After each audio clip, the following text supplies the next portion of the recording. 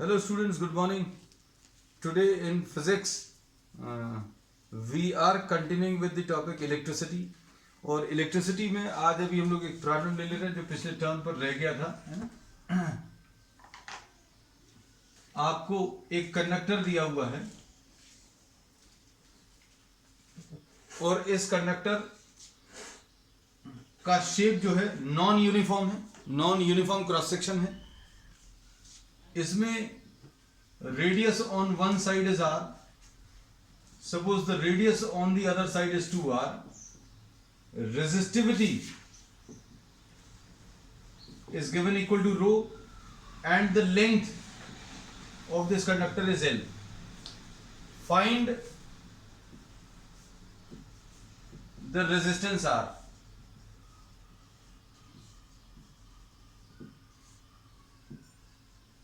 आपको इस कंडक्टर का रेजिस्टेंस निकालना है जिसकी रेजिस्टिविटी भी दी हुई है और क्रॉस सेक्शन भी दिया हुआ है ना। तो क्रॉस सेक्शन इसका नॉन यूनिफॉर्म है। रेजिस्टेंस का बहुत सिंपल फॉर्मूला है जो कॉन्सेप्ट अभी हम लोग यूज करेंगे, रो इंटू एल बाई ए। अब इसको देखकर सोचना कि ये वाला जो फॉर्मूला है क्या इधर पर अप्लाई कर सकते हैं। तो अभी हम लोग इसमें बोलते हैं कि एक चीज जो इस प्रॉब्लम को अलग बनाती है इसका नॉन यूनिफॉर्म क्रॉस सेक्शन। अगर हम ऐसा कुछ कंडक्टर अगर ले लेते, ये ऐसा कुछ ले लेते, तो इसका क्रॉस सेक्शन इधर से लेकर इधर तक बिल्कुल यूनिफॉर्म है, एरिया एक जैसा है। तो अभी हम लोग ये फॉर्मूला यूज कर सकते थे। मान लो अगर अभी हम ये फॉर्मूला डायरेक्टली यूज करने की कोशिश भी करें यहां पर, है ना, तो लेंथ तो मालूम है लेकिन एरिया कौन सा वाला एरिया लेंगे, ये वाला एरिया और ये वाला एरिया अलग है और बीच में भी एरिया डिफरेंट डिफरेंट है। तो अब हम लोग इसमें ये कहते हैं कि for such type of conductors we will be using what the calculus approach. Calculus approach में क्या करेंगे, इसके बहुत पतले पतले स्लाइसेस कर देंगे, है ना। So we are slicing this conductor, ऐसा कुछ कर लिया आपने, इसके पतले पतले स्लाइसेस कर दिए। अब हम लोगों ने इसमें ये बोला ये पतली स्लाइसिंग से फायदा क्या है। अभी हम लोग इसमें ये कहते हैं कि आप इधर से और इधर से इन दोनों एंड्स को अगर आप कंपेयर करो तो इधर का जो एरिया है कम है, इधर का ज्यादा है। लेकिन अगर आपने ये लेंथ छोटी कर दी, आपने ये जो लेंथ है वो अगर आपने छोटी सी कर दी dx, तो क्या फायदा मिलेगा, लेफ्ट साइड वाला एरिया और राइट साइड वाला एरिया जो अलग था, अब ये पतली सी स्लाइस लेने में, अगर एक बहुत पतली सी स्लाइस ले ली तो ये चेंज भी हो रहा है, इसका जो एरिया है वो चेंज हो रहा है। लेकिन अगर एक पतली सी स्लाइस ले ली तो पतली सी स्लाइस में लेफ्ट साइड का एरिया और राइट साइड का एरिया सेम मान सकते हैं, है ना।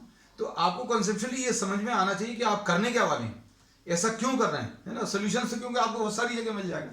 तो अब हम लोगों ने इसमें समस्या क्या है पहले वो बताई। समस्या ये है कि एरिया इसमें कौन सा लेंगे ये निश्चित नहीं है। फिर इसका इलाज बता दिया। इलाज क्या कर दिया अभी हम लोगों ने, we will be dividing this entire conductor into very thin slices. बहुत पतले पतले स्लाइसेस में आप इसको डिवाइड करोगे और ऐसे एक स्लाइस की जो लेंथ है, एक जो पतला सा पीस है उसकी लेंथ अभी हम लोगों ने dx ले ली। लेंथ ऐसे में ले रहे हैं इसलिए, लेंथ अभी हम लोगों ने ऐसे में लिया इसलिए इस पतली सी स्लाइस को dx लेंथ बोल दिया।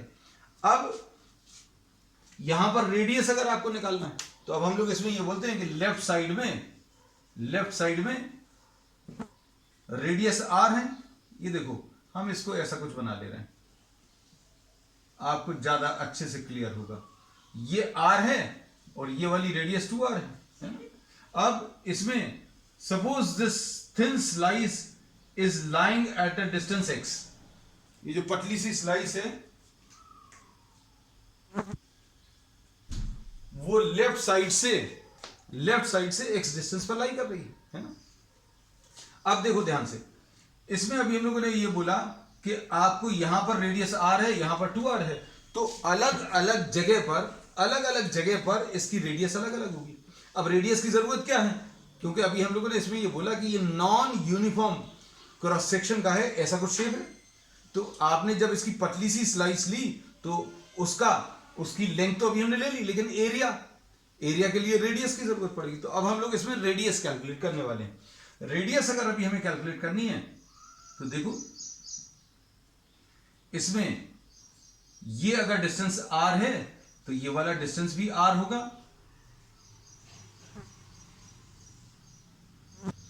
और ये पूरा डिस्टेंस जो था वो 2r था। ये वाली लेंथ कितनी l थी। इसमें ये वाला जो रेडियस है r है, ये वाला रेडियस 2r है। अब हमने ये बोला कि यहां से एक परपेंडिकुलर लाइन ड्रॉ कर दी और ये डिस्टेंस r है तो ये भी r होगा, और अगर ये r है, ये पूरा 2r है, तो ये कितना आ जाएगा, r आ जाएगा। अब यहां पर अगर आपको रेडियस निकालनी है, यहां पर अगर आपको रेडियस निकालनी तो ये वाला डिस्टेंस आपको x मालूम है, ये डिस्टेंस आपको कितना, ये डिस्टेंस x मालूम है, सब कुछ बना हुआ है, but we have converted this into what, a simple sort of diagram. अब इसमें ये देखना, ये अगर x है और ये h है, ये वाला डिस्टेंस l है, ये वाला डिस्टेंस r है। देखो जो चीज अभी हम बता रहे हैं वो सिमिलर ट्रायंगल्स का कॉन्सेप्ट यूज होगा। इसमें ये इसको h माना, इसको x है, ये वाला डिस्टेंस l है और ये वाला डिस्टेंस r है। दो सिमिलर ट्रायंगल्स बन जाएंगे, एक ये वाला और एक ये बड़ा वाला। तो इसमें देखो ये वाला एक ट्रायंगल बना और एक ये बड़ा वाला ट्रायंगल बना। ये दोनों ट्रायंगल सिमिलर होंगे और सिमिलर ट्रायंगल्स का कॉन्सेप्ट यूज करके अभी हम लोग h निकाल सकते हैं। कैसे निकालेंगे बेटा, इसकी हाइट अपॉन इसका बेस इक्वल टू इसकी हाइट अपॉन इसका बेस, ऐसा ले सकते हैं। तो अब हम लोग इससे क्या बोलेंगे, h की वैल्यू कैसे मिलेगी, x into R upon L. h की वैल्यू मिल जाएगी x into R divided by L. अब इसमें अगर h मिल गया, ध्यान से देखना, अगर ये h मिल गया तो ये वाला डिस्टेंस तो मालूम है, ये वाला डिस्टेंस r है और ये वाला h है, तो ये रेडियस मिल जाएगी, ये वाली रेडियस। और इसको सपोज फॉर एग्जांपल अभी हम लोगों ने r1 से रिप्रेजेंट किया, तो r1 की वैल्यू कैसे मिलेगी, r1 अगर आपको निकालना ये वाली रेडियस, तो ये कैसे मिलेगी, r प्लस एच। तो अब हम लोग इसमें क्या बोलते हैं, r1 will be equal to what, r plus H. r plus H की वैल्यू कितनी है बेटा, h की value x into R upon L, ये तो समझ लो।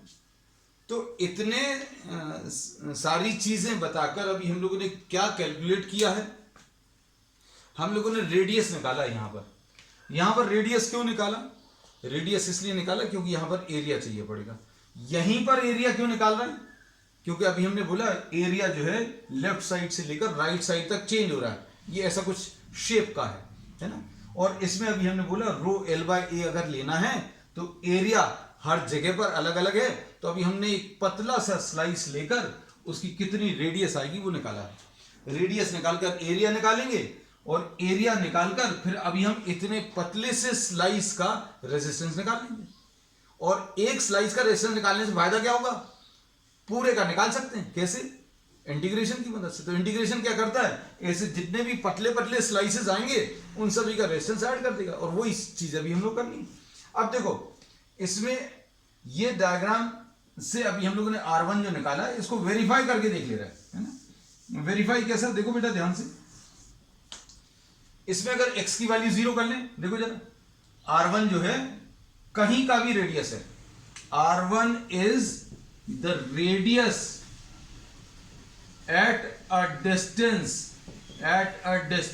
x from the left side. R1 is what, the radius at a distance x from the left side.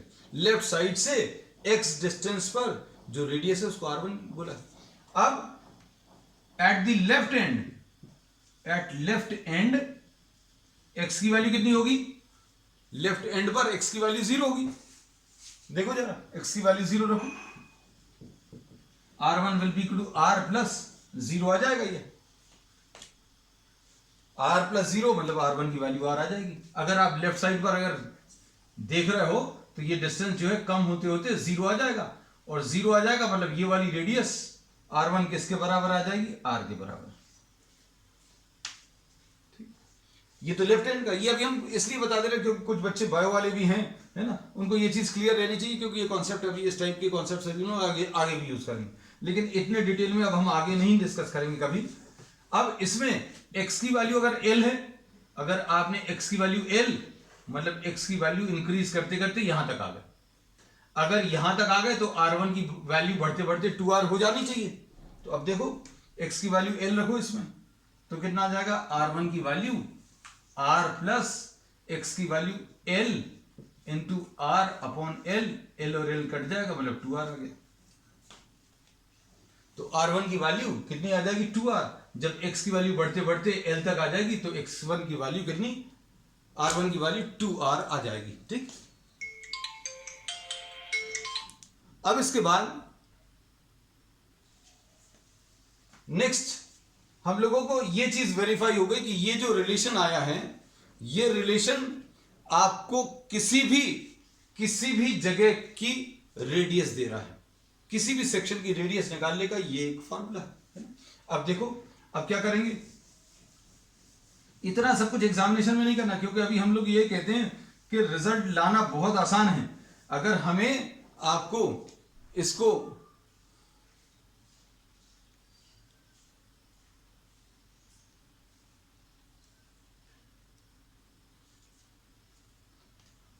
अगर आपको वेरीफाई करके बताना है, अगर आपको वेरीफाई करके बताना है तो समय लग रहा है, और नहीं तो वैसे अभी हम बोलते हैं इसको अगर आप डायरेक्टली सिंप्लीफाई करोगे, डायरेक्टली वैल्यूज अगर रखोगे तो ज्यादा आसान है। आपको सिर्फ वैल्यूज भर लिख कर देनी, और ये वैल्यूज अभी हम लोग डायरेक्टली, अगर प्रैक्टिस बहुत अच्छी है तो ये चीजें भी आप डायरेक्टली लिख सकते हैं ना। चलो अब देखो नेटवर्क का बेटा,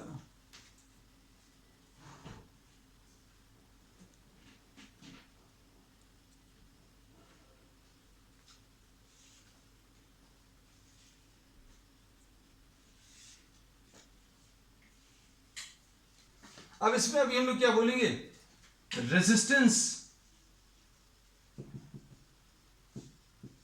of the thin slice. Resistance of the thin slice अगर आपको निकालना है तो कैसे निकाल सकते हैं,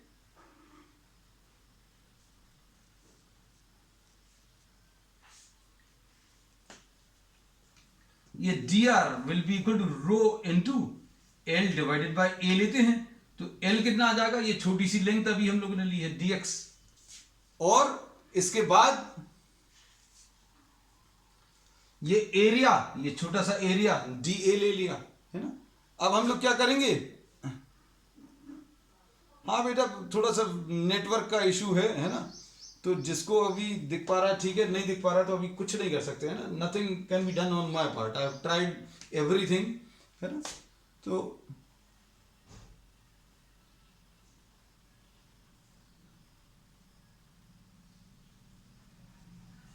ठीक है, तो एक बार और कोशिश करके देख लेते, चलो ठीक है, शायद आ गया, यस नाउ इट्स बेटर। अब इसमें अभी हम लोगों ने ये बोला कि आपको इस पतले से स्लाइस का अगर रेजिस्टेंस चाहिए तो कैसे मिलेगा, R is equal to rho L by A, तो पतली सी स्लाइस की लेंथ dx हो गई, और एरिया अगर आपको निकालना है तो एरिया कैसे मिलेगा, पाई इंटू R1 स्क्वायर, ऐसा कुछ आ जाएगा।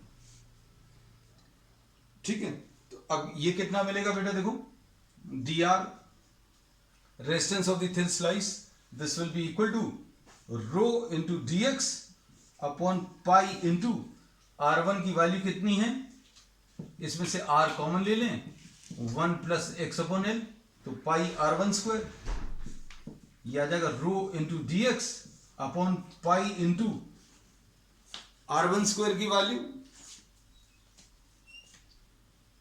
R1 स्क्वायर की वैल्यू कितनी आ जाएगी, R square into 1 plus x upon L का होल स्क्वायर, ऐसा कुछ आ गया। ठीक है, तो अब ये जो रेजिस्टेंस अभी हम लोग मिला है किसके टर्म से मिला है, ये रेजिस्टेंस अभी हम लोग मिला है किसके टर्म्स में, x के टर्म्स में, क्योंकि ये जैसे जैसे अभी हम लेफ्ट साइड से राइट साइड की तरफ जाएंगे तो x की वैल्यू चेंज होती जाएगी, और आपको यही करना है कि इसके पतले पतले स्लाइसेस करके हर स्लाइस का रेजिस्टेंस आप ऐसे निकालोगे, और ऐसे जितने भी रेजिस्टेंस आएंगे सबको ऐड करेंगे। सो टोटल रेजिस्टेंस आप देखो, now hopefully everything is okay है ना, on the network part, network में समस्या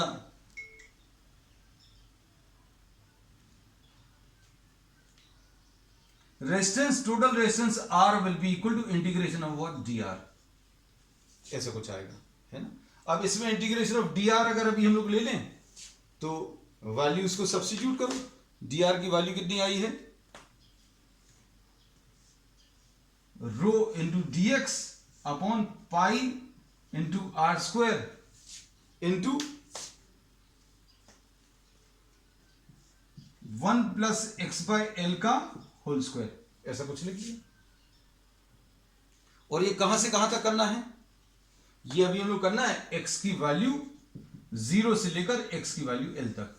मतलब ये जो स्लाइसिंग आपने करी है इसमें जो सबसे इस तरफ वाली स्लाइस रहेगी उसके लिए x की वैल्यू 0 रहेगी और ये एडिशन मैक्सिमम इधर तक जाना है। तो ये जो स्लाइसेस हैं सारी, इन सभी के लिए एडिशन करना है कहां से कहां तक, x की वैल्यू 0 से लेकर x की वैल्यू l तक।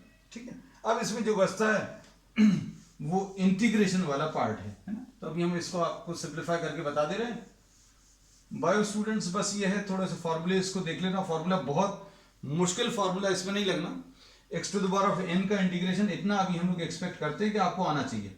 क्या आएगा इसका integration, x to the power of n plus 1 upon n plus 1, ऐसा कुछ होता है ना। अब इसमें देखो क्या मिलेगा, r will be equal to rho upon pi r square, ये तो बाहर आ गया है ना। अंदर क्या बचा, integration of dx upon 1 plus x by L का होल स्क्वायर, कहां से कहां तक, x की वैल्यू 0 से लेकर x की वैल्यू l तक। ठीक, अब इसमें फॉर्मूला अगर अप्लाई करेंगे कैसा आएगा, 1 plus x by l to the power of -2 लिख सकते हैं इसको।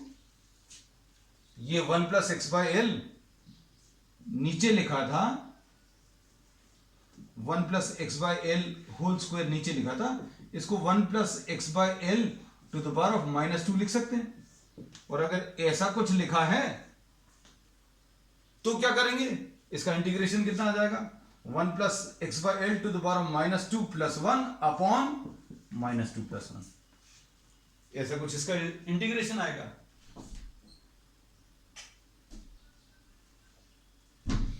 उसके बाद इसमें एक चीज और आती है बेटा इंटीग्रेशन में, ये जिन लोगों को नहीं मालूम है ना, क्योंकि मैथ्स वालों ने भी अभी इंटीग्रेशन तो पढ़ा नहीं होगा, कि भाई x के साथ जो नंबर है डिफरेंशिएशन में उससे मल्टीप्लाई करते हैं। डिफरेंशिएशन अगर कर रहे हैं तो x के साथ वाले नंबर से मल्टीप्लाई करते हैं। इंटीग्रेशन में जस्ट अपोजिट करते हैं, you have to divide by what, 1 बाय l। x के साथ क्या चीज है बेटा, x के साथ यहां पर 1 बाय l लिखा हुआ है, तो आपने क्या करना है, 1 बाय l से डिवाइड करना है। और ये कहां से कहां तक करना है पूरा इंटीग्रेशन, x की वैल्यू 0 से लेकर x की वैल्यू l तक। ये 1 बाय l को भी अभी हम लोग इधर कहीं पर लिख लेना, x की वैल्यू 0 से लेकर x की वैल्यू l तक, बस फिनिश। वैल्यूज को सिंप्लीफाई करो, you will get the answer. Rho है अपॉन पाई आर स्क्वायर है, और यहां पर क्या आ जाएगा, 1 plus x by l to the power of कितना, -1 अपॉन -1, 0 टू l,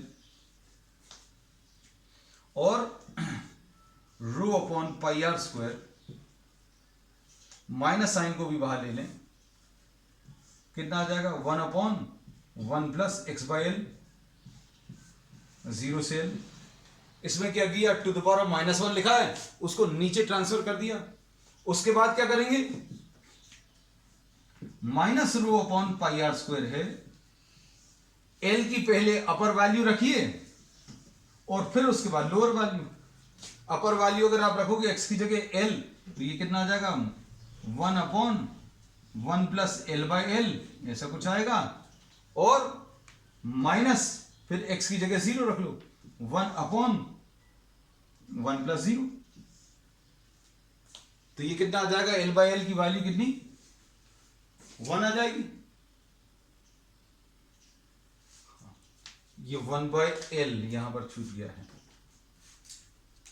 ये l ऊपर आ जाएगा। ठीक है बेटा, अब इसके बाद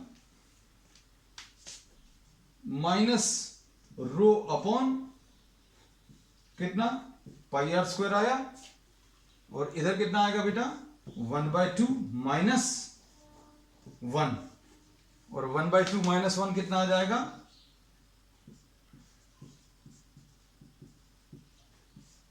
-1/2। तो ये आ जाएगा rho into l upon 2πr²। ठीक है, तो बहुत मेहनत कराई इस क्वेश्चन में, क्वेश्चन अच्छा था है, बस ये थोड़ा सा डिस्टर्बेंस रहा, नेटवर्क का थोड़ा सा इश्यूज है। ठीक है, अब फ्लो डिस्टर्ब हो जाता है, बच्चे परेशान हो जाते हैं। चलो ठीक, नेक्स्ट इसके बाद अब आगे कंटिन्यू करते हैं अपन थ्योरी वाला पार्ट। ठीक है, सो फाइनल आंसर कितना आ गया इसका, R is equal to rho into l upon 2πr²। ठीक है, चलो नेक्स्ट इसके बाद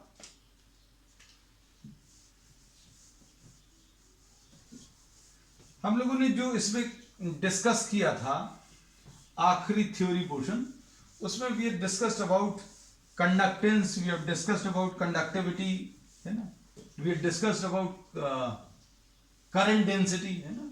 तो अभी इन्हीं सब चीजों को अभी हम लोग आगे बढ़ा रहे हैं।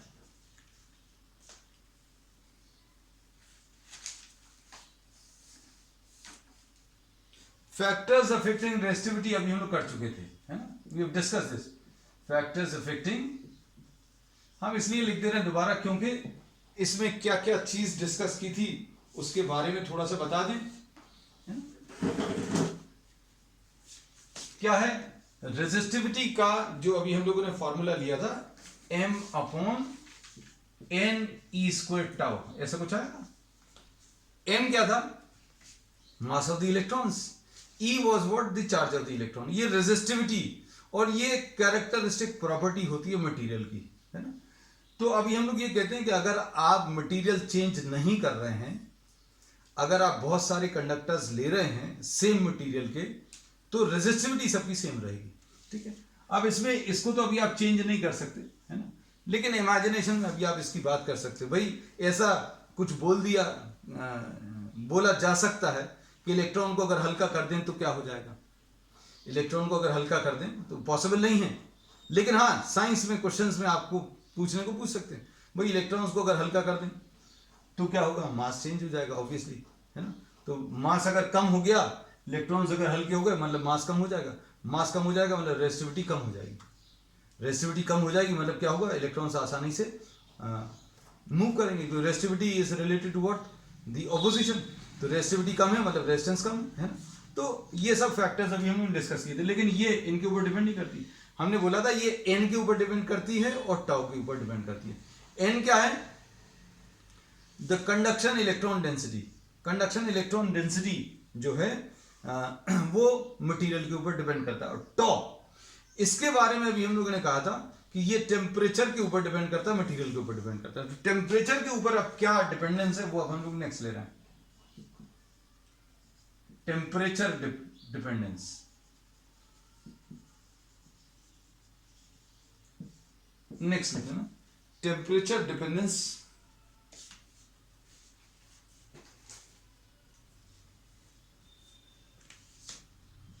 For resistivity.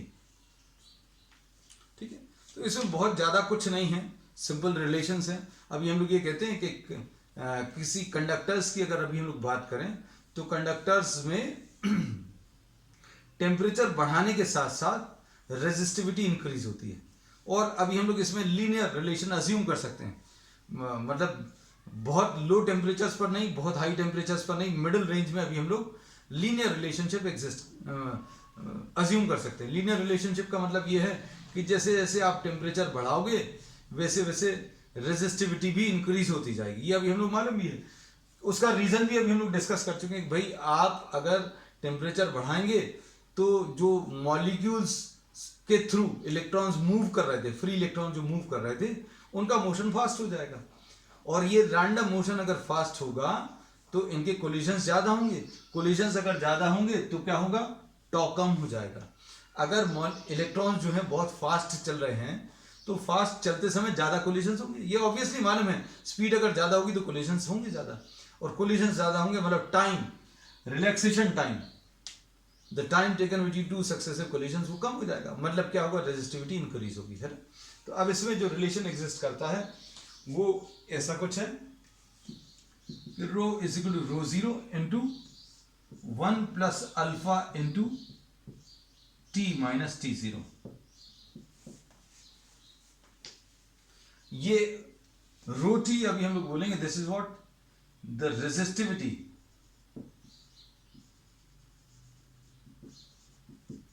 At a temperature what T degrees.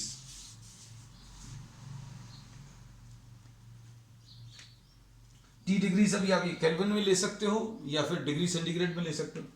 और अल्फा, अच्छा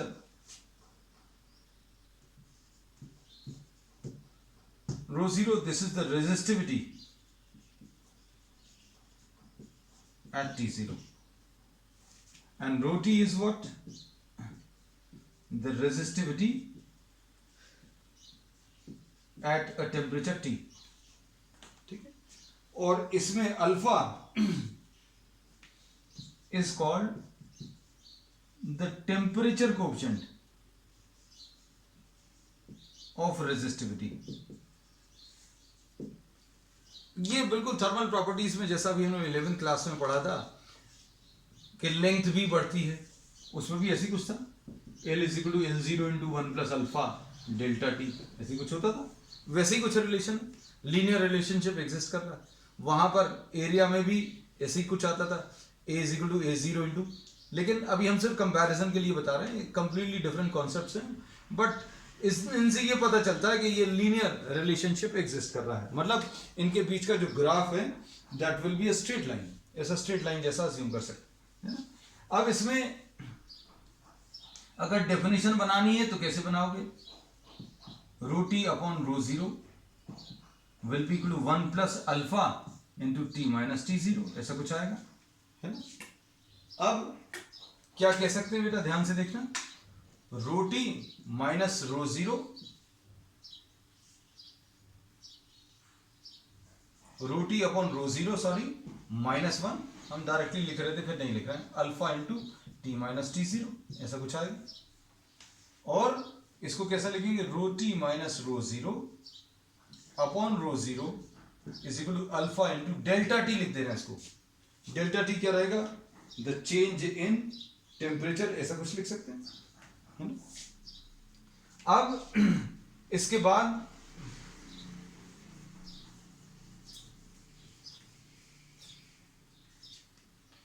इसको क्या लिखेंगे, डेल्टा रो। डेल्टा रो मतलब क्या है, change in resistivity upon original resistivity is equal to alpha into delta T, या अल्फा की वैल्यू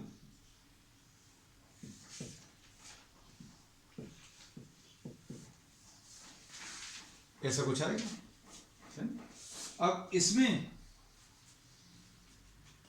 क्या कह सकते हैं, इसको देखकर टेम्परेचर कोएफिशिएंट ऑफ रेजिस्टिविटी अगर डिफाइन करनी है तो कैसे मिलेगा, it is defined as what the change in resistivity per unit original resistivity per degree centigrade rise in temperature.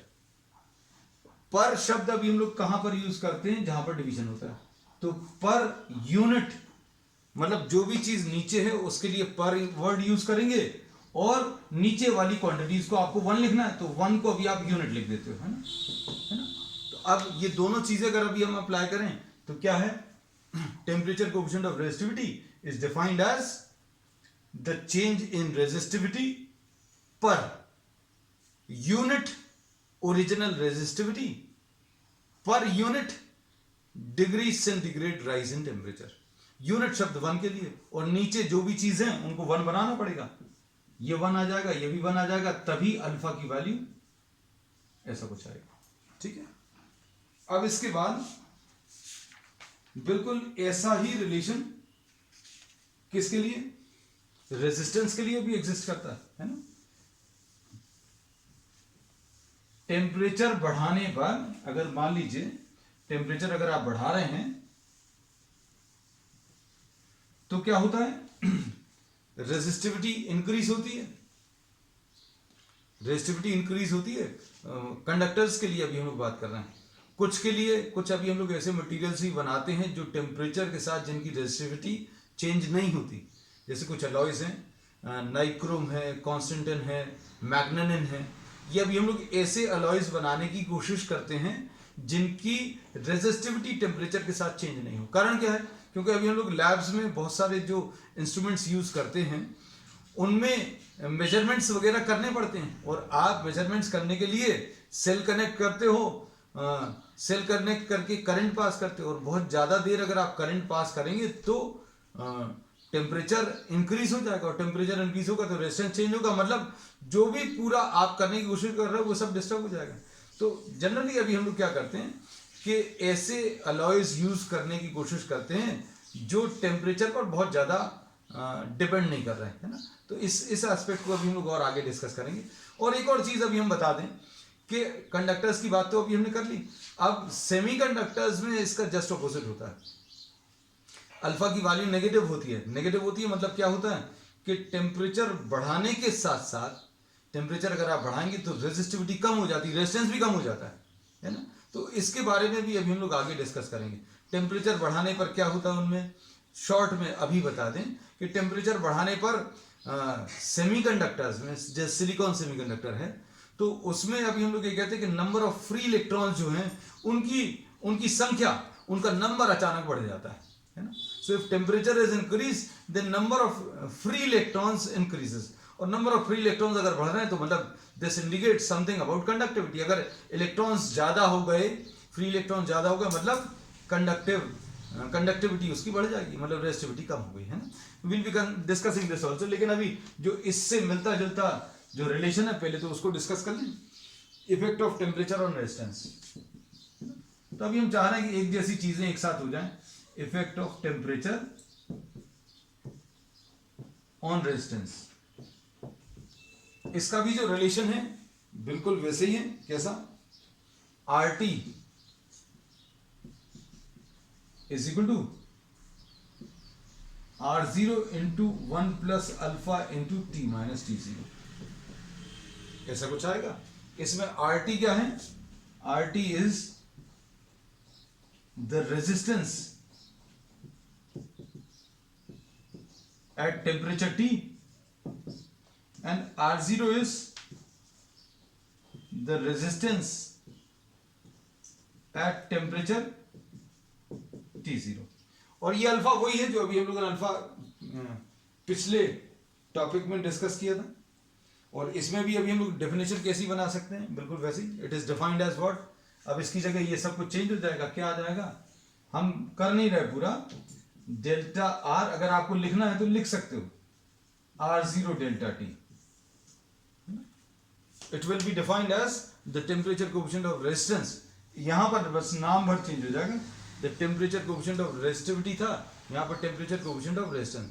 It is defined as what, the change in resistance per unit original resistance per degree centigrade rise in temperature, ठीक है। और इसकी units क्या आ जाएंगी alpha की, ये ohms में major होता है, नीचे ये भी ओम्स में मेजर होता है, और नीचे मान लीजिए ये केल्विन में, तो Kelvin to the power of -1 ऐसा यूज करते हैं, ठीक है। चलिए अब आज के लिए इतना ही, we will continue with the same topic on the next time, that's all.